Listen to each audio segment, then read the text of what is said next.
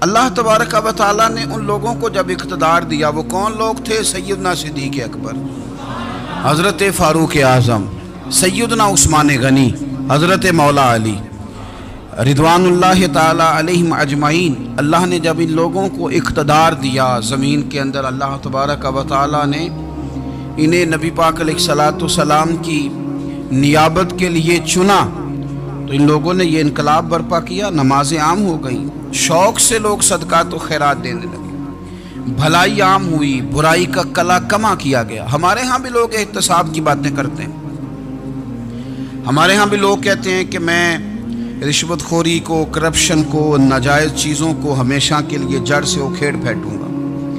لوگ دوسروں سے مطالبہ کرتے ہیں کہ یہ سارے کام جائز کریں، لیکن خود اس پر عمل کرنے کو تیار نہیں ہوتے۔ یاد رکھ لیں کہ یہ جو احتساب ہے یہ انسان کی اپنی ذات سے شروع ہوتا ہے۔ آپ جب نظام احتساب دنیا کے اندر مستحکم کرنا چاہتے ہیں تو اس میں پھر آپ کو اپنی ذات کو سامنے پیش کرنا پڑے گا۔ آج ہم بات کرنے جا رہے ہیں سیدنا فاروق اعظم رضی اللہ تعالیٰ عنہ۔ تو جناب عمر فاروق رضی اللہ تعالیٰ عنہ کا جو نظام احتساب ہے، انہوں نے اس کو گھر سے شروع کیا تھا، اپنے آپ سے اس کا آغاز فرمایا تھا۔ ہمارے ہاں یہ ہوتا ہے کہ جس بندے کے اکاؤنٹ میں اچھے خاصے پیسے ہیں، وہ بل جمع کرانے جائے تو اسے لائن میں نہیں لگنا پڑتا، مینیجر صاحب اسے آگے بلا لیتے، تو وہ بعد میں کیا کہہ رہا ہوتا ہے؟ کہتا دیکھو اللہ نے کتنی عزت دی ہے، مجھے لائن میں نہیں لگنا پڑا۔ بھائی لائن میں لگنا تو آپ کا یہ تھا کہ آپ سمجھتے کہ سارے مسلمان ہیں، مومنین ہیں، برابر ہیں، تو میں کسی کو تکلیف میں مبتلا نہ کروں۔ جب آپ آگے چلے گئے تھے تو آپ نے بہت سارے لوگوں کا حق مارا تھا، وہ لائن میں جو لگے ہوئے تھے ان کا وقت لمبا ہو گیا تھا۔ آپ نے تو اپنے آپ کو احتساب کے لیے پیش ہی نہیں کیا، بلکہ آپ نے کہہ دیا کہ جناب میرا تو رتبہ اعلیٰ ہے، لہذا یہ میرا حق بنتا تھا، مجھے تو استحکام ملنا چاہیے تھا۔ یہاں بہت سارے لوگوں نے اپنے حق میں چیزوں کو اور رنگ میں پیش کیا۔ سیدنا فاروق اعظم رضی اللہ تعالیٰ عنہ نے اس نظام احتساب کو اپنے گھر سے شروع فرمایا۔ حضرت عمر فاروق رضی اللہ تعالیٰ عنہ اپنے بچوں سے فرمایا کرتے تھے کہ جب میں حکم لوگوں کو کروں گا نا، اپنی رعایا کو، مسلمانوں کو میں کوئی حکم دوں گا تو تمہیں پہلے اس پر عمل کرنا پڑے گا۔ آپ فرمایا کرتے تھے یاد رکھنا لوگ تمہیں اس طرح دیکھیں گے، لوگ اس طرح تمہیں دیکھیں گے جس طرح گوشت کھانے والا پرندہ گوشت کو دیکھا کرتا ہے۔ چیل گوشت کھاتی ہے تو کیا کبھی اس کو پیغام بھیجنا پڑا ہے کہ تو آجا یہاں گائے مر گئی ہے، بھینس مر گئی ہے؟ خود بخود اس کی نظر ہوتی ہے، وہ پہنچ جاتی ہے۔ جناب عمر فرمانے لگے میرے گھر والوں، میرے بیٹوں، میری بیٹیوں، میری اہلیہ، لوگ تمہیں اس طرح دیکھیں گے جس طرح گوشت کھانے والے پرندے دیکھتے ہیں، لہذا میں جب کسی کو عمل کروں تو پہلے تمہیں اس پر عمل کرنا پڑے گا جب میں کسی کو حکم دوں۔ آپ فرمانے لگے یاد رکھنا اگر تم نے میرا حکم نہ مانا تو غیروں نے حکم نہ مانا تو انہیں ایک سزا ملے گی، اور اگر میرے گھر والوں نے نہ مانا تو ڈبل سزا ملے گی، تم پر ڈبل سختی کی جائے گی کہ تم نے میری بات کیوں نہیں مانی۔ یہ نظام احتساب ہے۔ ہم نہ دوسروں کے بچوں کا گلا کاٹ کے اپنے بچوں کی خوشیاں لینا چاہتے ہیں، ہم چاہتے ہیں کہ دوسروں کے بچوں کے حصوں کا مال میرے گھر میں آ جائے، آ جاتا ہے۔ کچھ لوگوں کی سیاست چل جاتی ہے، کچھ لوگوں کا فریب اور فراڈ کام کر جاتا ہے، لیکن وہ گھر روشن نہیں ہوتے۔ ان گھروں میں پیسہ ہوتا ہے پر قرار رخصت ہو جاتا ہے، ان گھروں میں آسانیاں اور وسعتیں تو آ جاتی ہیں لیکن ایک دوسرے کا احترام ختم ہو جاتا ہے۔ سیدنا فاروق اعظم رضی اللہ تعالیٰ عنہ کا یہ طریقہ تھا کہ وہ اپنے بچوں پر سختی کرتے۔ آپ ہمارے ملک میں یہ نظام ہے، موجودہ حکمران ہو یا ان سے پچھلے، بچے سب کے ملک سے باہر رہتے ہیں، یہاں رہتے ہیں تو محلات میں، باہر جاتے ہیں تو بڑی بڑی آسائشوں میں۔ ان کے بچوں کے لیے قانون بھی الگ سے ہیں، قاعدے بھی الگ سے ہیں، اور ہمارے ملک کے اندر تو ایک باقاعدہ پروٹوکول کا سسٹم ہے، اس سسٹم سے گزر کر بڑے بڑے لوگ چلنا پسند کرتے ہیں۔ ہمارے زمانے میں بھی کچھ چیزیں سرکاری ہوتی ہیں خالص، لیکن عجیب نظام ہے نا، ہر چیز کا کرایہ بڑھ جاتا ہے، سرکاری دکان کا نہیں بڑھتا۔ باقی دکانیں 5-6 سال کے لیے ملتی ہیں، سرکاری دکان پہ آپ قبضہ کرنا چاہیں تو پورے 100 سال کے لیے مل جاتی ہے، چونکہ یہ عام عوام کی پراپرٹی ہے تو اس کے ساتھ جو مرضی کو سلوک کرے۔ ایک سرکاری چراگاہ تھی جس کے اندر جانور چرا کرتے تھے، ہمارے ہاں بھی پنجاب میں کچھ جگہیں ہوتی ہیں تو ہم لوگ کہتے ہیں شام لاٹ ہے۔ سرکاری چراگاہ میں جانور چرا کرتے تھے۔ حضرت عمر فاروق رضی اللہ تعالیٰ عنہ کے صاحبزادے سیدنا عبداللہ ابن عمر رضی اللہ تعالیٰ عنہ نے بھی ایک اونٹ خرید لیا، تو سب لوگوں کے جانور سرکاری چراگاہ میں چرتے تھے، آپ نے بھی اپنا جانور وہاں چرنے کے لیے کھانے پینے کے لیے چھوڑ دیا۔ وہ جب اونٹ آیا تو پتلا تھا، کچھ دنوں کے بعد وہ فربا ہو گیا، طاقتور ہو گیا، موٹا تازہ ہو گیا۔ حضرت سیدنا عبداللہ ابن عمر رضی اللہ تعالیٰ عنہ نے بیچا تو وہ ڈبل قیمت سے بھی زیادہ کا بکا، کیونکہ پہلے دبلا پتلا تھا، اب موٹا تازہ فربا ہو گیا۔ حضرت سیدنا فاروق اعظم رضی اللہ تعالیٰ عنہ کو پتہ چلا تو بلایا، فرمایا پتر اونٹ بیچ دیا ہے؟ ابا جی بیچ دیا ہے۔ فرمایا کتنے کا خریدا تھا؟ اتنے کا۔ بیچا کتنے کا؟ ڈبل قیمت بتائی۔ فرمایا اس طرح کر کے اصل رکھ لے اور جو اوپر ملی ہے مجھے دے دے۔ حضور آپ نے کیا کرنی ہے؟ فرمایا میں سرکاری خزانے میں جمع کروں گا۔ حضور کیوں؟ فرمایا اس لیے کہ تیرا اونٹ سرکاری جگہ پہ چرا کرتا تھا، وہ گھاس سرکاری جگہ سے کھاتا تھا۔ حضور سب کے کھاتے۔ حضرت عبداللہ ابن عمر کہنے لگے سب کے کھاتے ہیں۔ آپ فرمانے لگے تو سب میں شامل نہیں ہے، تو امیر المومنین کا بیٹا ہے، تجھے میں یہ حق نہیں دے سکتا، تیرے اوپر تھوڑی سختی زیادہ کی جائے گی، تجھے یہ حق نہیں ملے گا۔ تو اپنے اونٹ کو چونکہ سرکاری چراگاہ میں چرایا کرتا تھا، لہذا تجھے وہ جو اصل رقم یہاں جمع کرانی پڑے گی۔ ہمارے تو بچے پہلی بات تو یہ ہے کہ بات ہی نہیں سنتے، یہ سب کے بچوں کی بات کر رہا ہوں، ٹیچر کے بچے ہوں، سیٹھ کے بچے ہوں، پیر کے بچے ہوں، امام صاحب کے بچے ہوں، کسی کے بچے ہوں، پہلے تو سنتے نہیں۔ اور اللہ خیر کرے اگر آپ کوئی سنانا چاہیں تو فوری طور پر وہ ہوم منسٹری کے پاس پہنچ جاتے ہیں، ان کی اماں ان کی وکیل بن جاتی، آپ کہہ ہی کچھ نہیں سکتے، حالات رخ بدل جاتے۔ اس کا نقصان یہ ہوتا ہے کہ ان کو تراشا نہیں جا سکتا، ان کو ہیرے نہیں بنایا جا سکتا، ان کے اوپر کچھ ایسی میل کچیل چڑھ جاتی ہے جو بڑی عجیب و غریب ہوتی۔ اور کچھ لوگ ایسے ہوتے ہیں جو خرابی کرنے میں بھی اپنا کردار ادا کرتے ہیں، خرابی کرنے میں، اور بڑے لوگوں سے منسلک ہونے کے لیے لوگ رستے تلاش کرتے ہیں، رستے۔ میں چونکہ چیزوں کا مطالعہ کرنے کا بڑا شوقین ہوں، تو میری والدہ داخل تھیں کئی سال پہلے ہسپتال میں، تو مجھے اس ہسپتال میں کچھ دن رہنا پڑا۔ ایک پرائیویٹ ہاسپٹل تھا، تو اس میں انہوں نے جگہ جگہ لکھ کے لگایا تھا ملازمین کو بخشیش نہ دیں، ہم ان کو بڑی اچھی معقول تنخواہ دیتے ہیں، سیلری بڑی عمدہ ہے، تو لوگ بخشیش نہ دیں۔ میں نے جو مینجمنٹ کے لوگ تھے ہاسپٹل کی، ان میں سے ایک سے میں نے کہا کہ اگر کوئی بندہ اپنی خوشی سے دینا چاہے تو آپ نے بڑا موٹا لکھ کے لگایا برائے مہربانی ان کو بخشیش نہ دیں۔ اس نے بڑی قیمت، سادہ آدمی تھا پر میری بڑی اس نے مجھے بات بتائی، مجھے نفع ہوا۔ کہنے لگے مولوی صاحب جب کچھ امیر لوگ ہسپتال میں مریض لے کے آتے ہیں تو وہ صفائی والے کو پہلے ہی 500 روپیہ دکھا لیتے ہیں آتے ہی، پھر وہ جیسے آواز دیتے ہیں صفائی والے فٹافٹ اندر آتے ہیں، ان کا کمرہ صاف کرتے ہیں۔ تو سارے تو بیچارے اتنے مالدار نہیں ہوتے کہ آتے ہی پہلے کام والے کو 500 دیں۔ پھر نقصان کیا ہوتا ہے کہ یہ جن کی ذمہ داری ہے بہت ساری ڈیوٹیاں کرنے کی، یہ ڈیوٹی نہیں کرتے، یہ پلٹ پلٹ کے ان کے طرف دیکھتے ہیں جن کے گھر سے سالن صحیح آتا ہے، ادھر ان کی توجہ زیادہ ہو جاتی ہے، جو نوٹ ان کو زیادہ دکھاتے ہیں، جو پھل لے کے آتے ہیں تو آدھا ان کو دیتے ہیں۔ تو ہم یہ کہتے ہیں یہ کام ہی نہ کرو، یہ اپنی تنخواہ پہ کام کریں تاکہ ہر آنے والے کا درد سمجھیں، ہر ایک کو یکساں یہ سروسز فراہم کریں۔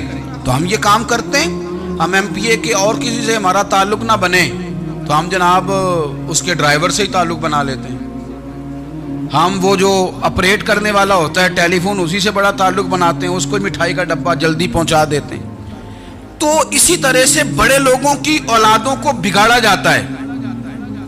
حضرت عاصم بن عمر رضی اللہ تعالیٰ عنہ، یہ سیدنا فاروق اعظم کے بیٹے تھے، مصر گئے تو لوگوں کو پتہ چلا حضرت عمر کے بیٹے آئے، لوگوں نے تحفے دیے، بڑی بڑی چیزیں آپ کو دی، حضرت عمر کا بیٹا آیا، بڑے گفٹ دیے۔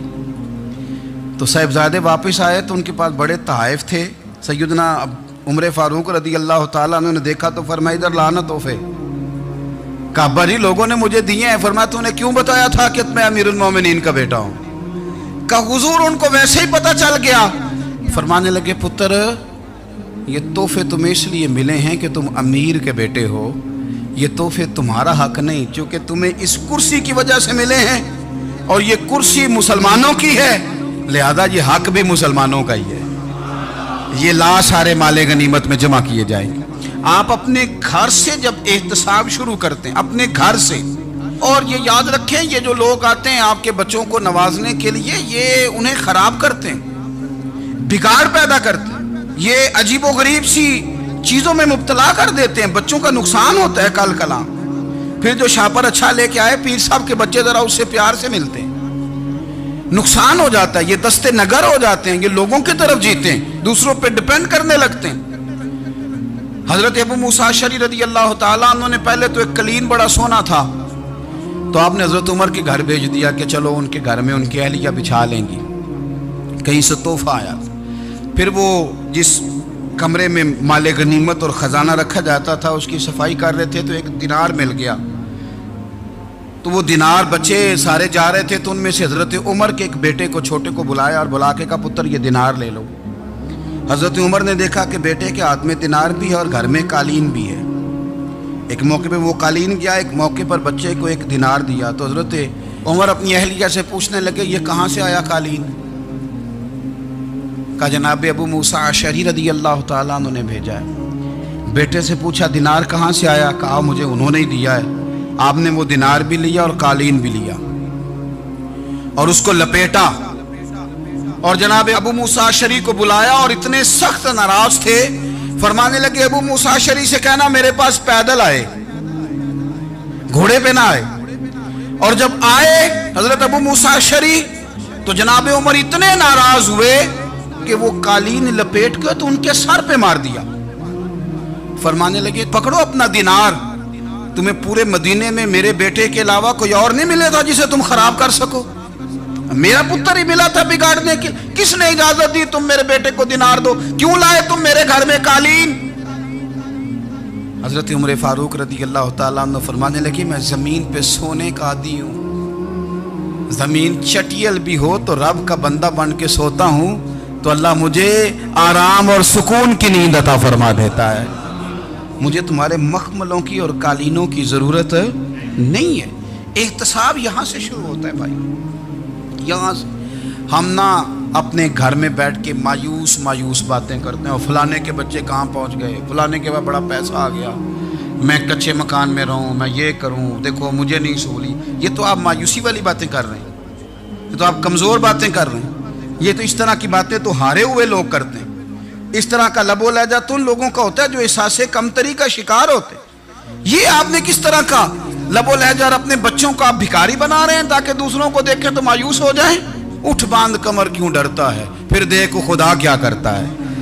आपका जो एहसास है वो इतना खूबसूरत हो, आपके लहजे के अंदर इस कदर ठहराव हो, आपको इत्मीनान आ चुका हो, और आपके बच्चे कभी भी कंपैरिजन ना करें अपना किसी के साथ, कभी भी उन्हें करने ना दें। आप कभी वो कभी ये बात ना करें कि फलाने ज़्यादा अच्छा खाते पीते हैं तो हम किधर हैं, करने ना दें उन्हें बताएं कि बेटा अपनी मट्टी पे चलने का सलीका सीखो, संगे मरमर पे चलोगे तो फिसल जाओगे। उनको बताएं कि जो तुम्हारे पास है ये खुदा का अतिया है, इसी पर तुमने कनात करनी कभी भी। हजरत ज़ैद बिन हारसा से नबी पाक सल्लल्लाहु अलैहि वसल्लम को बड़ा प्यार था। फिर उनके बेटे हुजूर के गुलाम ज़ादे हजरत उसामा बिन ज़ैद के साथ भी हुजूर बड़ा प्यार करते। लेकिन ये तो मुसल्लमा हकीकत है ना कि अजमत और शान तो सैयदना फारूक आज़म की ज़्यादा है। उम्मत का इत्तेफाक है कि नबियों के बाद सबसे बड़ा दर्जा जनाबे सिद्दीक़ अकबर का, और फिर अल्लाह ने मकाम अता किया हजरत फारूक आज़म को। ये बड़े लोग थे। एक दफ़ा माल तकसीम हो रहा था तो हजरत उमर रदी अल्लाह ताला अन्हु ने ना हजरत उसामा बिन ज़ैद को 4000 दिनार दिए और अपने बेटे अब्दुल्ला इब्न उमर को 3000 दिनार दिए।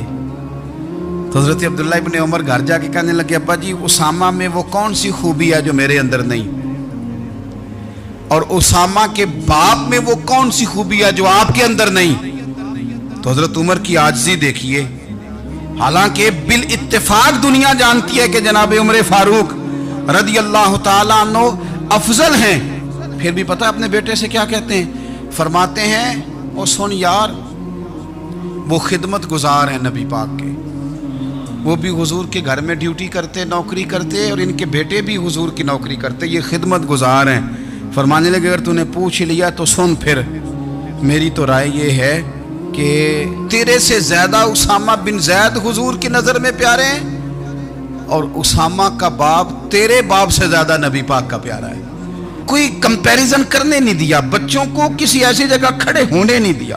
فرمایا یہ وجہ ہے، یہ انداز ہے کہ تو زیادہ پیارا ہے۔ حضرت عمر فاروق رضی اللہ تعالیٰ عنہ پسند نہیں کرتے تھے، ذرا برابر بھی پسند نہیں کرتے تھے کہ کوئی شخص اور مال آتا تو اپنے رشتہ داروں کو نوازنے سے بچتے۔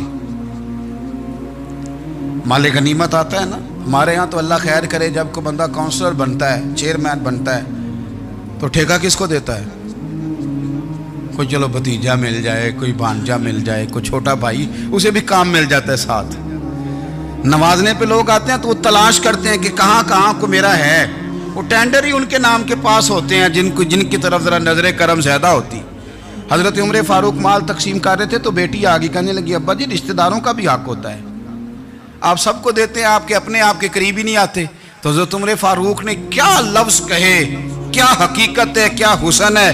فرمانے لگے پتر یہ مال تیرے باپ کا نہیں مسلمانوں کا ہے، جب تیرے باپ کا ذاتی مال ہوگا تو اپنے رشتہ داروں کو دے گا، یہ مسلمانوں کا مال ہے، یہ اسی حساب سے تقسیم ہوگا جو عدل کا حساب ہے، جو ترازو ٹھیک ہے۔ فرمایا تو مجھے یہ مشورہ نہ دے، یہ مسلمانوں کا مال۔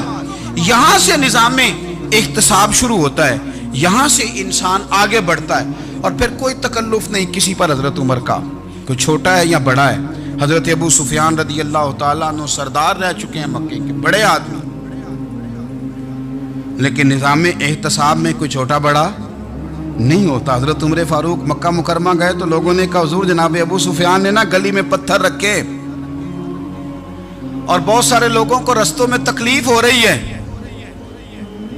تو حضرت ابو سفیان رضی اللہ تعالیٰ عنہ سے بھی لوگ کہہ دیتے تو وہ بھی اٹھا دیتے، لیکن لوگوں نے چونکہ وہ سردار تھے، بڑے تھے، تو لوگوں نے ان سے کہا نہیں۔ حضرت عمر جب آئے تو کہا تو جناب عمر نے پرواہ نہیں کی، خود آئے، جناب ابو سفیان سے کہا یہ پتھر آپ نے رکھے؟ کہا حضور ہاں۔ فرمایا یہ بھی اٹھائیے، یہ بھی اٹھائیے، یہ بھی اٹھائیے۔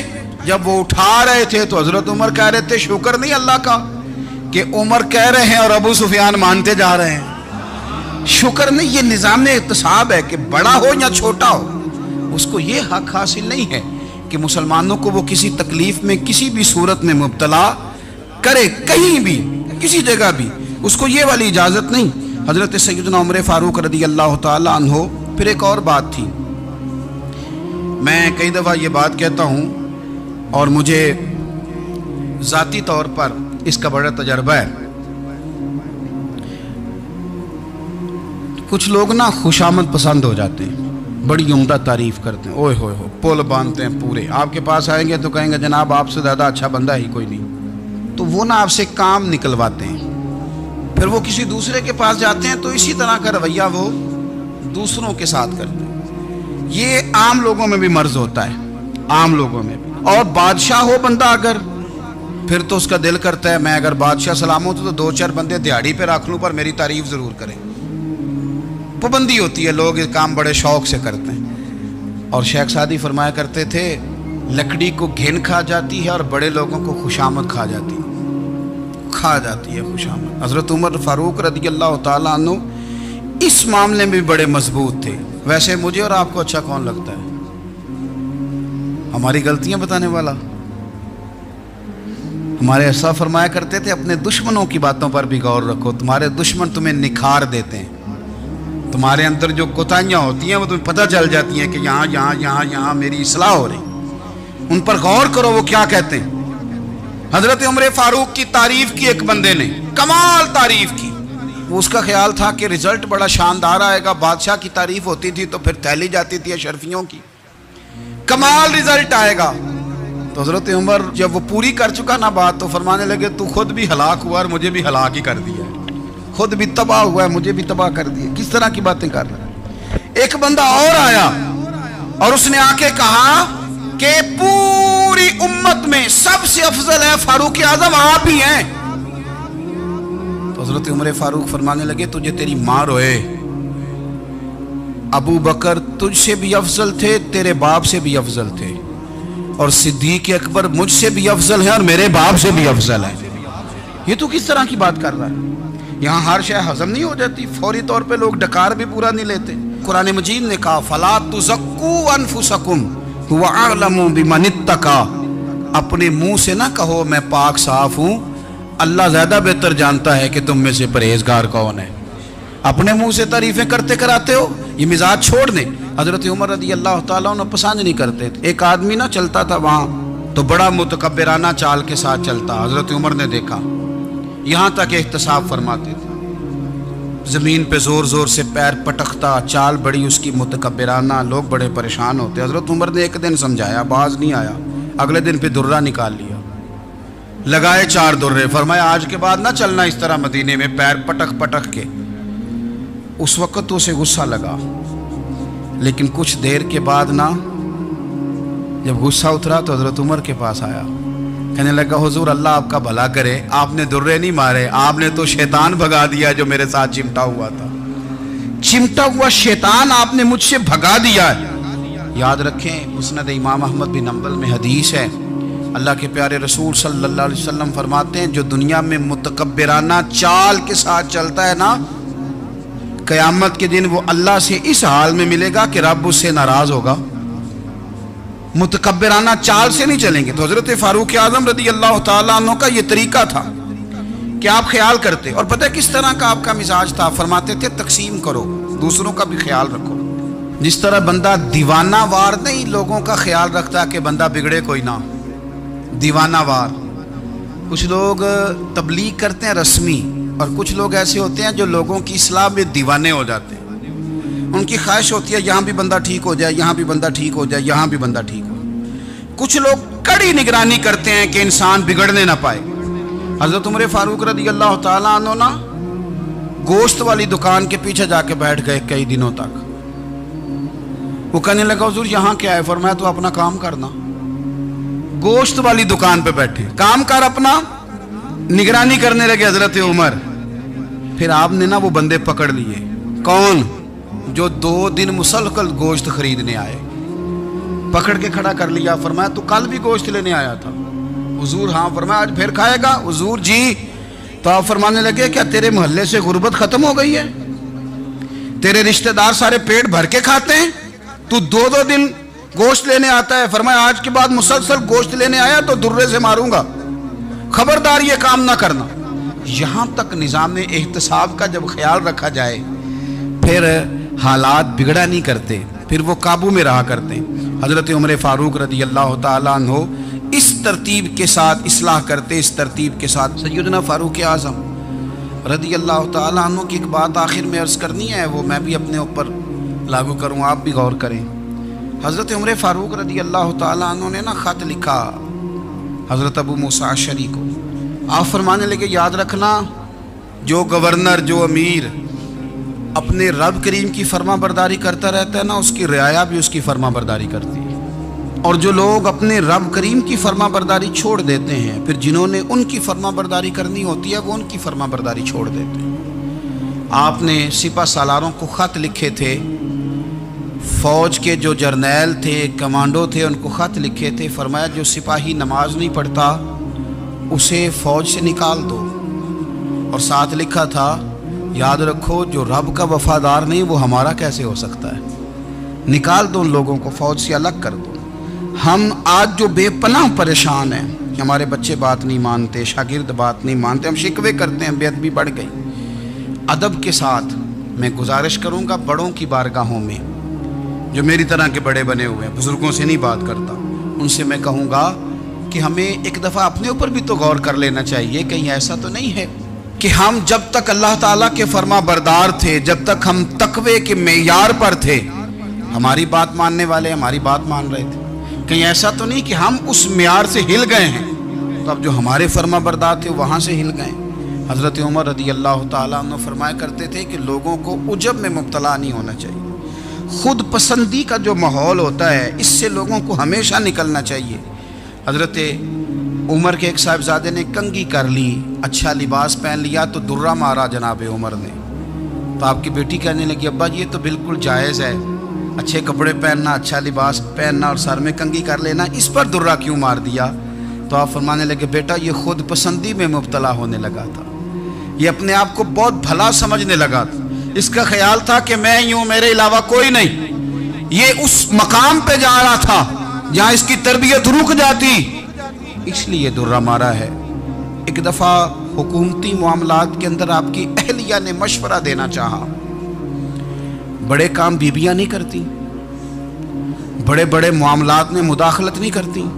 ہمارے بر صغیر میں وہ بادشاہ نہیں گزرا کہ جو فیصلہ کرتا تھا تو کرسی پہ بیٹھ جاتا تھا اور پردے کے پیچھے اس کی بیوی بیٹھ جاتی تھی، اور جب وہ فیصلہ سنانے لگتا تو یوں گردن پیچھے کرتا اور اہلیہ جو کہتی وہ فیصلہ سنا دیتا۔ لیکن ایک دفعہ خاتون نے ایک آدمی کو حضرت عمر نے معزول کیا تو آپ کی اہلیہ نے، اس آدمی کی اہلیہ حضرت عمر کی اہلیہ سے ملی ہوں گی، تو خاتون نے ذرا سفارش کرنی چاہی، تو جناب عمر فاروق رضی اللہ تعالیٰ عنہ کے ہاتھ میں عصا تھا، ڈنڈا تھا، 2-3 دفعہ زمین پہ مارا، فرمایا تمہیں کس نے اجازت دی ہے حکومتی معاملات میں مشورہ دینے کی؟ یہ مشورہ مولا علی دیں گے یا عثمان غنی دیں گے؟ آپ کو کس نے اجازت دی؟ وہ حکومتی معاملات، وہ مسلمانوں کا اجتماعی معاملہ وہ مسلمان دیکھیں گے، آپ کو اس میں آنے کی اجازت نہیں ہے۔ جو آپ کی ذمہ داریاں ہیں، آپ کے حقوق ہیں، ان پر آپ بات کریں۔ تو بھائی نظام میں احتساب اپنی ذات سے شروع کریں۔ ہماری اولادیں، ہمارے بچے، وہ باہر سے انہوں نے زیادہ اثر نہیں لیا، ہم نے انہیں بتایا ہے کہ ہم بڑے غریب ہیں، ہم بڑے مجبور ہیں، ہم تو بڑے کمزور ہیں، ہماری تو سنتا کوئی نہیں، یہ تو امیروں کا ملک ہے، اس میں تو فلانے کو اہمیت حاصل ہے۔ ان باتوں نے ہمارے بچوں کو کمزور کیا ہے، ان باتوں نے ہمارے بچوں کے دلوں میں احساس کمزوری پیدا کیا ہے۔ آپ ان کو جینا سکھائیں، آپ ان لوگوں کو بتلائیں کہ رب کریم نے جو تمہارے لیے بہتر سمجھا وہ تمہیں اپنے فضل سے بڑا عطا فرمایا ہے۔ آپ ان کو ان کے مقام پر رہ کر خوددار اور قناعت پسند ہونا سکھائیں، آپ یقین کریں گھر امن والا بن جائے گا۔ بچے اگر بھنا ہوا گوشت کھا رہے ہوں اور پھر بھی لاڑی رہے ہوں کہ مسالہ میری مرضی کا نہیں، سٹائل میری مرضی کا نہیں، ٹیسٹ میری مرضی کا نہیں، یہ والا گوشت میں نے نہیں کھانا، یہ اس طرح کر کے بھنا ہوتا تو پھر میں نے کھانا تھا، وہ زیادہ خوفناک صورتحال ہو جاتی ہے۔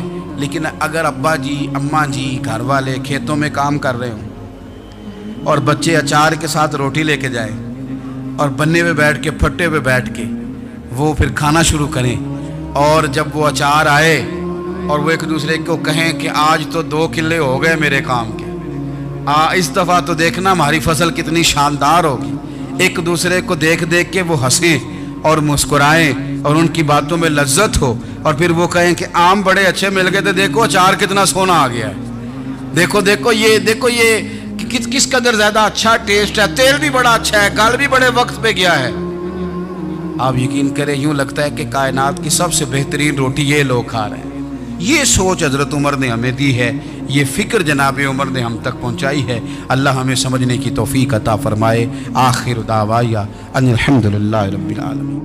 بول اٹھا کافر، بول اٹھا، اگر 6 مہینے عمر دنیا میں اور رہتے تو دنیا میں کوئی کافر موجود نہ ہوتا۔ 6 مہینے، اور جب اس بطل جلیل کا جنازہ اٹھا، اللہ بخاری پڑھیے نا، اللہم ارزقنا شہادت فی سبیلک، اللہ بسترے کی موت نہ دینا، شہادت کی دینا۔ عمر شہید ہوئے، مسجد نبوی میں نماز پڑھاتے، اور جب جنازہ اٹھا تو مدینے کا پھر پیچھے جو دلیر بچے وہ مولا علی تھے۔ مولا علی جناب عمر کا جنازہ اٹھا تو سب سے پہلی ہائے جو نکلی وہ حضرت علی کی زبان سے نکلی، اور حضرت علی کی ساری داڑھی آنسوؤں سے بھر گئی۔ لوگوں نے کہا کہ علی کیا ہوا؟ فرمانے لگے تم دیکھ نہیں رہے جنازہ کس کا اٹھا ہے، پلٹ کے دیکھو تو صحیح، تمہیں پتہ نہیں یہ کون گیا ہے؟ کہ حضور کیا ہوا؟ اب فرمانے لگے عمر اس طرح کے کام کر کے گیا ہے، اب ان کے رستوں پہ کون چلے گا؟ کون اس کے جگر راہ وفا میں میں نقش ایسے چھوڑ آیا ہوں، میں جس منزل سے گزرا ہوں وہ اب تک یاد کرتی ہے۔ حضرت علی حضرت عمر کے جنازے پہ کھڑے ہو کے کہتے ہیں اللہ مجھے اس طرح کے عمل کرنے کی توفیق دے جس طرح کے عمر کر کے گیا۔ میرے بھائی بطل عزیز، بطل حریت حضرت عمر رضی اللہ تعالیٰ عنہ جو اپنی زندگی انقلاب والی گزار کے گئے۔ عمر جب دنیا سے گئے تو 80 دینار کا قرضہ تھا، 22 لاکھ مربع میل کا حکمران، اور اپنے بیٹے سے کہنے لگے بیٹے کوشش کرنا تیرے خاندان والے مل کے میرا قرضہ اتار دے، میری قبر پہ بوجھ نہ رہے، اور اگر خاندان والے مدد نہ کریں تو میرے دوستوں سے بات کرنا، وہ مدد نہ کریں تو پھر علی سے بات کرنا۔ ان کا پیار آپس میں اتنا، اور تو اختلاف ثابت کر رہا۔ 80 دینار کا قرضہ چھوڑ کر حضرت عمر دنیا سے گئے، اور جاتی دفعہ کہہ گئے میرے بعد میرے بچوں کو حکومت کے مشورے میں بھی شامل نہ کرنا، حکومت کے مشورے میں بھی میری اولاد شامل نہ ہو۔ اتنا بڑا شخص اتنا بڑا رنگ دے کے یکم محرم کو جب عمر فاروق کا وصال ہوا تو بیٹے سے کہنے لگے اما عائشہ سے جا کے کہو میرا بھی نبی پاک کے روزے میں دفن ہونے کو دل کرتا ہے۔ ایک قبر کی جگہ ہے اما جی نے اپنے لیے رکھی ہے، بخاری ہے بخاری۔ حضرت عائشہ کے پاس صاحبزادے گئے، کہنے لگے اما جی عمر کو زخم لگ گیا ہے، حالت بڑی پریشانی والی ہے۔ وہ کہتے ہیں اگر اماں اجازت دیں۔ سید عائشہ رو پڑی، فرمانے لگی کہ اپنی قبر کی جگہ تو نہیں نہ کسی کو دیتا، پر عمر نے کمال ہی بڑا کیا، اسے کہو جاؤ گنبد خضرا میں قیامت تک جو مصطفیٰ پہ اور ابو بکر پہ سلام پڑے گا وہ تجھ پہ بھی سلام پڑھ کے جائے گا، جاؤ میں نے جگہ دی۔ اعلیٰ حضرت فاضل بریلوی رحمت اللہ علیہ فرماتے ہیں وہ عمر جس کے آداب شیدہ شکر، اس خدا دوست حضرت پہ لاکھوں سلام، اس خدا دوست حضرت پہ۔ آپ یقین کریں ممبر پہ بیٹھا ہوں، حضرت عمر کا جب نام لیتا ہوں تو میرے وجود کے رونگٹے کھڑے ہو جاتے ہیں۔ حضرت عمر کی زندگی جب پڑھتا ہوں تو لگتا ہے خدایا ایسے شخص بھی دنیا میں آئے کہ حضرت عمر رضی اللہ تعالیٰ عنہ کا آج یوم شہادت ہے۔ میرا تو دل کرتا تھا کہ فجر سے باتیں شروع ہوں اور سارا دن ہی عمر کی باتیں ہوتی رہے، سارا دن جناب عمر کی باتیں، سارا دن، اس لیے کہ ذکر جناب عمر کا ہوگا پر راضی اللہ کے رسول ہوں گے۔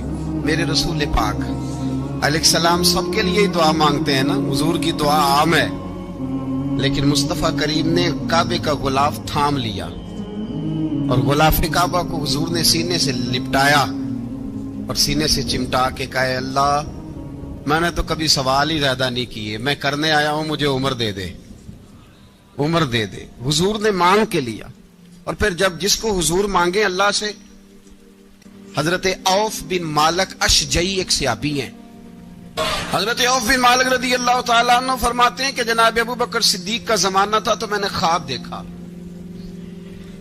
میں نے خواب میں جناب عمر کو دیکھا، اور میں نے دیکھا کہ کوئی کہنے والا کہہ رہا ہے کہ عمر وہ ہے کہ اللہ کے رستے میں کوئی اسے جتنا مرضی برا بھلا کہے یہ پرواہ نہیں کرتا۔ کس کے رستے میں؟ بولے سارے۔ اس کا مطلب ہے اللہ کے رستے میں لوگ برا بھلا بھی، قرآن مجید نے کہا وَلَا يَخَافُونَ لَوْمَةَ لَائِمٍ، کچھ لوگ ایسے ہیں جو برا بھلا کہنے والوں کی لوگ پرواہ نہیں کرتے۔ اور دوسری بات میں نے یہ دیکھی کہ عمر خلیفہ بنے گا، اور تیسری بات میں نے خواب میں یہ دیکھی کہ عمر شہید بھی کیا جائے گا، عمر شہید بھی ہوگا۔ یہ میں نے 3 باتیں خواب میں دیکھی۔ فرماتے ہیں میں نے آ کے خواب حضرت ابو بکر صدیق کو سنائی، وہ خلیفہ تھے، وہ کہنے لگے ٹھہر جا میں عمر کو بلاتا ہوں اس کے سامنے دوبارہ سنانا، اس کے سامنے۔ فرماتے ہیں میں نے بلایا حضرت عمر فاروق کو، آ کے بیٹھے، خواب شروع ہوا۔ کا ایک بات تو میں نے یہ دیکھی کہ آپ ملامت کرنے والے کی پرواہ نہیں کرتے، دوسرا آپ خلیفہ بنے گے۔ جناب عمر کہنے لگے چپ کر، ابو بکر کے سامنے ہی کہہ رہا ہے، چپ کر، خلیفہ کے سامنے کہہ رہا ہے۔ تو حضرت ابو بکر صدیق کہنے لگے عمر اسے کہنے دو، مجھے لگتا ہے رب کی رضا یہی ہے کہ میرے بعد اگر مصطفیٰ کا منبر ملے تو عمر کو ہی ملے، اسے کہنے دو، کہنے دو۔ حضرت عمر رضی اللہ تعالیٰ عنہ کو تیسری بات کہی، حضرت عوف بن مالک نے کہا آپ شہید کیے جائیں گے، میں نے خواب دیکھی ہے۔ نیک لوگوں کے خواب بڑی حد تک سچے ہوتے ہیں، کہا میں نے خواب دیکھی ہے. تو حضرت عمر کہنے لگے شہید تو دلیر لوگ ہوتے ہیں, شہید تو دلیر, جسے سارا زمانہ دلیر کہہ رہا ہے وہ اپنے بارے میں کیا کہہ رہا ہے؟ کہتے ہیں شہید تو دلیر, میں تو کاہل سا آدمی ہوں, سست آدمی ہوں, میں تو اتنا کام ہی نہیں کرتا, تو یہ خواب تو نے جو ٹھیک دیکھا ہے نا پھر سے دیکھنا. تو ابو بکر صدیق فرمانے لگے عاجزی نہ کر, انکساری نہ کر, تو جو کہہ رہا ہے ٹھیک کہہ رہا ہے, لیکن مجھے سن کے شکر بھی ہوا ہے اور افسوس بھی ہوا ہے. افسوس اس بات کا کہ تیرے جیسا بطل عظیم چلا جائے گا, اور شکر اس بات کا کہ رب تجھے زندگی بھی اعزاز والی دے گا, اور شہادت کی موت دے کے اللہ تجھے موت بھی عزت والی عطا فرمائے گا. اللہ موت بھی تجھے عزت والی دے گا, تجھے کاہلوں جیسی موت اللہ. حضرت فاروق اعظم رضی اللہ, او بھائی یہاں تو اس زمانے کا سب سے بڑا مسئلہ پروٹوکول ہے. ہم چھوٹے طبقے سے لے کر بڑے سارے پروٹوکول کے قائل ہیں, پر حضرت عمر رضی اللہ تعالی, حضرت عمر کی سادگی اور پھر جناب عمر کی عاجزی, جب انسان اپنے اوپر سوار کر لیتا ہے نا, سوار کر لیتا ہے, میں بدکار پرانا خادم, کسے در ملی نٹ ہوئی, تے واصف یار نے نظر جو کیتی تے واصف ہی ہو. میں اکثر سوچتا ہوں حضور نے جہاں بھی کہا نا, فرمایا میرے بعد نبی ہوتے تو خطاب کے بیٹے عمر ہوتے. حضور نے فرمایا عمر جس رستے سے جاتا ہے شیطان وہ رستہ بدل جاتا ہے. نبی پاک صلی اللہ علیہ وسلم نے فرمایا میرا عمر وہ ہے کہ اس کی زبان پر حق جاری ہے. حضور علیہ الصلوۃ والسلام نے فرمایا 950 سال حضرت جبریل میرے عمر کی شان بیان کریں تو ان کی عظمت ختم نہیں ہوتی. 950 سال جبریل عظمت بیان کرے تو ختم نہیں ہوتی. یہ بات ہے حضرت عمر کی, اور فرمایا عمر ابو بکر کی نیکیوں میں سے ایک نیکی ہے. یہ شان ہے اب عمر فاروق رضی اللہ تعالیٰ عنہ کی. حضور نے فرمایا میرے بعد نبی ہوتے تو عمر ہوتے, جس گلی سے عمر آئے شیطان رستہ بدل جائے. میرے عمر فاروق کی شان 950 سال بیان ہو تو ختم نہ ہو. عمر کی زبان پر اللہ حق بیان کرتا ہے, جو عمر کہتا ہے وہی رب کر دیتا ہے.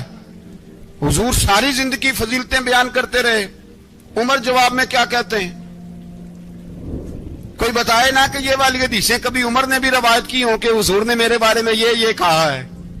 یہ روایتیں وہ روایت نہیں کرتے. ان سے جب لوگ کہتے عمر تیری بڑی بات ہے تو عمر رو پڑتے, کہتے میں تو اونٹ چرانے والے باپ کا بیٹا ہوں, میں تو اونٹ چرانے والے باپ کا بیٹا, اونٹ چرا. اس سے آگے عمر گئے ہی نہیں ساری زندگی, اس سے آگے لفظ ہی نہیں ادا کی. اور میں تو بھائی اونٹ چرانے والا, میرا باپ تو اونٹ چرایا کرتا تھا, 10 اونٹ تھے, میری ڈیوٹی ہوتی تھی, سنبھالے نہیں جاتے تھے, ابا ڈنڈوں سے مارتا تھا. ساری زندگی عمر حج کرنے گئے, ایک خشک تنا کھجور کا عمر فاروق رضی اللہ تعالیٰ عنہ نے اس کو اپنے کلاوے میں لیا, رونے لگے. لوگوں نے کہا عمر کیا ہوا؟ فرمانے لگے یہاں میں اونٹ چرایا کرتا تھا, یہاں میں اونٹ چراتا تھا, 10 اونٹ سنبھالے نہیں جاتے تھے. دیکھو رسول اللہ کی شان, آج ساری امت چلانے کا طریقہ عطا فرما دیا ہے. ساری نظریے سے پیار. یار پیسہ کس کو برا لگتا ہے؟ سارے صحابہ مل کے آئے, کہنے لگے عمر فاروق سے کہنا ہے نبی پاک کے زمانے میں تو ظاہراً غربت تھی, ابو بکر کے دور میں بھی غربت تھی, اب تو بڑا محال ہے. عمر سے سفارش کرو کہ عمر نیا کرتا پہنا کرے. ملکوں کے سفیر آتے, عمر وہی پھٹی پرانی چادر اوڑھ کے اور وہی کئی جگہ پہ پیوند لگے سوٹ پہن کے سفیروں کے سامنے بیٹھ جاتا ہے. عمر کو مشورہ دو, طے ہو گئی بات. سب نے جب مشورہ دے لیا تو سارے کہنے لگے یہ بتاؤ شیر کی مونچھ کو ہاتھ کون لگائے گا؟ کہنا کس نے ہے؟ بندہ بھی تو ڈھونڈو نا. نے کہا جناب میرا یہ خیال ہے کہ مولا علی شیر خدا کہیں گے, کیونکہ جس شخص کی عمر کو سب سے زیادہ حیا کرتے دیکھا وہ شیر خدا مولا علی ہے رضی اللہ تعالی. علی کہیں گے اس لیے کہ جناب علی تو کئی دفعہ جب گفتگو کرتے تھے تو حضرت عمر چپ کر جاتے تھے اور فرماتے تھے علی نہ ہوتا تو میں ہلاک ہو جاتا. تو کہا علی سے کہو. جناب علی شیر خدا کو بلایا, کس کام کے لیے جی؟ اللہ اکبر. یہ ذرا اپنے اس دور پہ اس بات کو ذرا لاکا جناب ان سے کہیں کہ زیادہ نہیں, ایک کرتا نیا پہن لے. سفیر آتے ہیں, وزیر آتے ہیں تو ایک کرتا نیا پہن لے. حضرت علی کو بلایا، آپ فرمانے لگے کوئی اور بات ہوتی تو میں کہہ دیتا، یہ والی میں نہیں کہہ سکتا، کوئی اور ہوتی تو میں عمر کو کئی دفعہ کہہ دیتا ہوں، جلال میں بھی تو سن، یہ والی میں نہیں کہہ سکتا، میں تمہیں ایک مشورہ دیتا ہوں۔ کہا وہ کیا؟ کہنے لگے سیدہ عائشہ صدیقہ سے کہو، وہ مومنوں کی ماں ہیں، عمر ٹالے گا نہیں۔ اماں جی سے جا کے کہا اماں جی نیا کرتا عمر سے کہیں پہن لیں، وزیر آتے ہیں، بڑے بڑے لوگ، تو چلو کوئی حرج نہیں۔ اللہ تعالیٰ نے ارشاد فرمایا کہ الذی خلق الموت والحیات لیبلوکم ایکم احسن عملا، فرمایا ہم نے موت اور حیات کو اس لیے پیدا کیا ہے تاکہ پتہ چلے تم میں اچھے کام کون کرتا ہے، بہترین عمل کون کرتا ہے، سوسائٹی میں، معاشرے میں اچھا کردار کون چھوڑ کے جاتا ہے۔ یہاں سے جو لوگ سعودی عرب جاتے ہیں ان کا والد قرض اٹھا کے پلاٹ بیچ کے، یا ماں زیور بیچتی ہے، مجبوری ہے، چلو وہاں جائے گا، کوئی کاروبار کر لے گا، لیکن بندہ یہاں سے اتنی مجبوری کے بعد وہاں جائے اور وہاں جا کے وہ بالکل فارغ بیٹھا رہے، تو اس کو ہر آدمی سمجھاتا ہے، اور کچھ لوگ اسے سخت جملوں سے بھی نوازتے ہیں، کہتے ہیں یار اتنی مشکل سے تیرے باپ نے بھیجا ہے، اتنی آرزوؤں کے بعد تیری ماں نے تیرے لیے بندوبست کیا ہے اور تو یہاں فارغ پھر رہا ہے۔ آپ نے دیکھا ہوگا کہ جو لوگ اسکول کالج میں پڑھتے ہیں اور ماں باپ غریب ہوتے ہیں تو ان کے اساتذہ جب انہیں سمجھاتے ہیں تو ساتھ یہ بھی کہتے ہیں کہ یار دیکھ تیرا ابا کتنی مشکل سے تیرے خرچ پورے کرتا ہے۔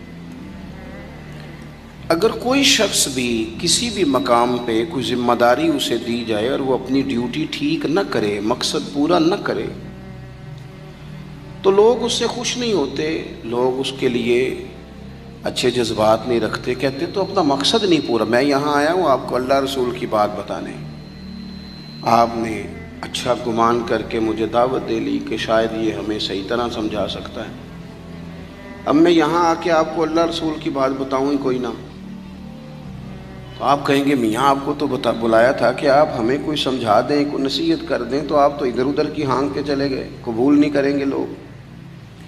مقصد کو سمجھنا چاہیے، رزق ضرور کمائیں، بڑی اچھی بات ہے، نکاح، بچے، گھر، برادری، قبیلہ، یہ ساری چیزیں ضمن ہیں، ذیل ہیں، اصل کیا ہے؟ ایکم احسن عملا، مقصد تمہارا یہ ہے کہ پتہ چلے تم میں بہترین عمل کون کرتا ہے۔ اپنے بچوں کے لیے دوڑ دھوپ کرنا یا مال دولت جمع کرنا یا جناب آسائشیں اکٹھی کرنا، یہ تو غیر مسلم بھی کر رہا ہے۔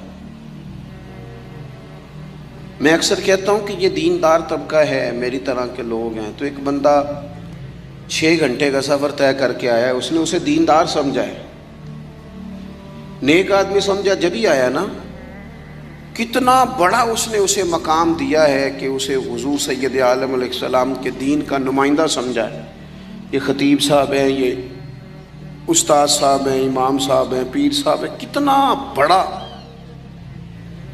اپنا مقام اگر بندہ کبھی سمجھے تو کتنا لوگوں نے اسے بڑا درجہ دیا ہے۔ اب ایک بندہ ولی سمجھ کے آ رہا ہے، اس کو کتنا درجہ ملے گا، لیکن اگر سامنے والا جس کو وہ اتنا مقدس مقام دیتا ہے کہ ولی سمجھتا ہے، اور اس بندے کا لالچ 2-4 ہزار ہو جائے، 15-20 ہزار 25 ہزار کی تقریر بیچے، نعت بیچے، دعا بیچے، معاذ اللہ، تو اس کا درجہ کتنا بڑا تھا اور وہ آ کہاں پہ گیا ہے۔ بھئی یہ کام تو کوئی اور کاروبار کر کے بھی کیا جا سکتا ہے، ضروری تھا کہ حضور کی تعریف کر کے تم کمائی اکٹھی کرتے تو کوئی اور کام کر لیتے، بڑے کام ہیں دنیا میں، کوئی اور کر لیتے۔ مقاصد ہمیشہ اعلیٰ رکھیں، چھوٹا مقصد، بڑے مقاصد۔ یہ جو آرام ہے، آسودگی ہے، آرام سے بیٹھنا ہے، کھانا پینا ہے، اچھا گھر ہونا چاہیے، تنگ کوئی نہ کرے، تو حضرت امام حسین تو مسجد نبوی کے خطیب ہیں، حضور کے روضے پہ بیٹھے ہیں، لوگ پلکیں بچھا کے سلام کرتے ہیں، تو ٹھیک ہے بیٹھے رہتے، موج لگی ہوئی تھی، کیا ضرورت تھی؟ لیکن امام علی مقام رضی اللہ تعالیٰ عنہ نے مقصد دین رسول پاک سے سیکھا تھا۔ اپنی زندگی میں آگے بڑھنا، کچھ جد و جہد کرنا، ملت کے لیے، قوم کے لیے، وطن کے لیے، اپنوں کے لیے کوئی کوشش کرنا، ہمت کرنا، نکلنا، اور اپنی ذات سے اٹھ کر تھوڑا سا سوچنا، یہ معیار دین ہے۔ کوئی کام انسان زندگی میں کرے۔ ہم یہاں تو کچھ کرتے نہیں، اور اگر کرتے بھی ہیں تو وہ کیا ہے بھلا؟ مرضی کے کپڑے خرید لو، مرضی کے جوتے لے لو، مرضی کا مکان بنا لو۔ آپ حیران ہوں گے کہ ہم اس ملک میں رہتے ہیں جہاں سیلاب آیا ہوا ہے، غریب لوگ تکلیف میں ہیں، لوگ خیمہ بستیوں میں رہتے ہیں، پر نئے ماڈل کا موبائل مارکیٹ میں آئے تو وہ شارٹ ہو جاتا ہے۔ ایک طرف لوگوں کو رہنے کو جگہ نہیں، کھانے کو روٹی نہیں، اور دوسری طرف حال یہ ہے کہ لوگ کہہ رہے ہیں جناب گاڑی ہمیں پہلے چاہیے، گاڑی بک کرائیے، وہ پہلے مل جائے، 2-4 لاکھ زیادہ دینا پڑے تو ہم دے دیں گے۔ یہ مقصود نہیں۔ مقصد جب بڑا ہو جاتا ہے نا، بڑا، پھر خود بخود یہ چیزیں چھوٹی لگنے لگ جاتی ہیں۔ یہ جتنی دوڑ دھوپ ذاتی زندگی کے لیے یہ چھوٹی لگنے لگ جاتی ہے۔ یہ بھلا لوگ اکتائے کیوں رہتے ہیں؟ مقصد اعلیٰ نہیں بنایا۔ چلے ایک بندے کا مقصد ہے میں نے شہرت حاصل کرنی ہے، ہو گئی شہرت، جہاں سے جاتا ہے لوگ سلوٹ مارتے ہیں، اب ختم ہو گئی زندگی۔ ایک شخص نے یہ مقصد بنا لیا کہ میں نے بہت سارا مال جمع کرنا ہے، تو ہو گیا مال جمع، تجوریاں بڑی پڑی ہیں، اندر کروڑوں روپیہ ہے، لیکن بیمار ہو گئے تو بیماری صحت پیسوں سے خریدی نہیں خریدی گئی۔ حضرت حسن بصری کہتے ہیں کہ میں ایک بادشاہ سے مجھے کوئی کام تھا، میں ملنے گیا تو مجھے پتہ چلا کہ بادشاہ سال میں ایک دفعہ اپنے گاؤں جاتا ہے۔ میں اس کے پیچھے اس کے گاؤں چلا گیا تو وہاں ایک قبر تھی۔ بادشاہ نے سب سے پہلے پڑھے لکھے لوگ لا کے قبر کے قریب کھڑے کیے، تو میں نے پوچھا یہ کیا ہو رہا ہے؟ کہنے لگے ذرا دیکھو، یہ بادشاہ کا ایک ہی بیٹا تھا، ایک کی اکلوتا اس کی قبر ہے۔ پڑھے لکھے لوگ پہلے کھڑا کیے، پھر اس کے بعد اس نے ڈاکٹر، حکیم، طبیب کھڑے کیے، پھر اس کے بعد اس نے فوجی، سپہ سالار، نیزہ باز، گھوڑ سوار کھڑے کیے۔ یہ کیا ہو رہا ہے؟ تو کہتے ہیں مجھے بتایا گیا اس کا ایک ہی بیٹا تھا، بیمار ہو گیا، پھر فوت ہو گیا۔ بادشاہ سال کے بعد یہاں آ کے کہتا ہے پتر یہ سارے پڑھے لکھے لوگ میں نے تیری قبر پہ کھڑے کیے ہیں ملک کے، اگر علم لڑا کے تجھے بچایا جا سکتا تو شاید میں مرنے نہ دیتا۔ پھر یہ حکیم، طبیب، یہ سارے کھڑے ہیں، اور بادشاہ کہتا ہے بیٹا اگر یہ ساری ان کی دانائی دے کے تجھے بچایا جا سکتا تو شاید میں تجھے مرنے نہ دیتا۔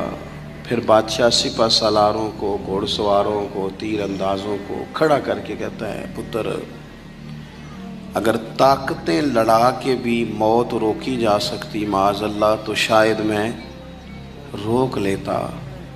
پھر وہ آخر میں اپنے سر سے تاج اتار کے قبر کے پیروں والی سائڈ پہ رکھ کے رو پڑا، کہنے لگا پتر اگر حکومت دے کے، تخت دے کے بھی تجھے بچایا جا سکتا تو میں فقیر بن کے زندگی گزار لیتا پر تجھے بچا لیتا، لیکن کل نفس ذائقۃ الموت۔ ہم نہ بھول گئے اصل مقصود کیا ہے، کیوں آئے ہیں۔ ہمارا طرز زندگی، اٹھنا بیٹھنا چند ذاتی معاملات کے لیے، چند ذاتی۔ میں کہتا ہوں کہ اگر دین پر بھی عمل، دیکھو نا، وظیفہ پڑھنے سے روزی میں برکت ہوتی ہے، شک کوئی نہیں، صدقہ دینے سے بلائیں دور ہوتی ہیں، شک، بالکل ٹھیک باتیں اپنی جگہ پہ۔ کیا صدقہ رب راضی کرنے کے لیے دینا ہے کہ بلا دور کرنے کے لیے؟ شک کوئی نہیں اس میں کہ آپ اللہ کی راہ میں خیرات کریں گے تو روزی میں برکت ہوگی، تو آج آ کے وہ وظیفہ بھی صرف روزی میں برکت کے لیے ہی پڑھنا ہے۔ وہ جو سب سے بڑی رضا ہے رب کی، دیکھو ضروری نہیں ہوتا۔ میرے حضرت صاحب رحمۃ اللہ علیہ ایک دفعہ بھی میرے گھر نہیں آئے، اور آپ حیران ہوں گے کہ میں سمجھتا ہوں کہ شاید بہتر ہوا، کیونکہ میری اتنی حیثیت نہیں نا، اوقات نہیں نا، میں کو جیتے دل بر سونا، میں کیوں کر اس نو بھاواں ویڑے میرے وڑدا نہ ہی پئی لکھ وسیلے پاواں. میں سمجھتا ہوں کہ اگر ان کی بات مان لی، ان کے طریقے پہ عمل کر لیا، ان کی کوئی رضا مل گئی اپنے بزرگوں کی، اساتذہ کی، تو یہ زیادہ ضروری کام ہے، یا زیادہ ضروری کام یہ ہے کہ فوٹو ساتھ آ جائے، یا زیادہ ضروری کام یہ ہے کہ وہ کسی جگہ ریکارڈڈ، باقاعدہ ریکارڈڈ میری تعریف کر دیں کہ بلے بلے. یہ تو ٹھیک ہی نہیں. چیزوں کو جب تک ان کی اصل میں نہیں لیا جاتا، اصول میں، اتنی دیر تک معاملات بہتر ہے. ہم آئے ہیں دنیا میں بڑے بڑے کام کرنے، ہمیں کوئی کام کرنا چاہیے. ہمارا بڑا وقت ضائع ہوتا ہے، کوئی مقصد نہیں ہمارا فضول خوش گپیوں کا، لیکن مار رہے ہیں گپے.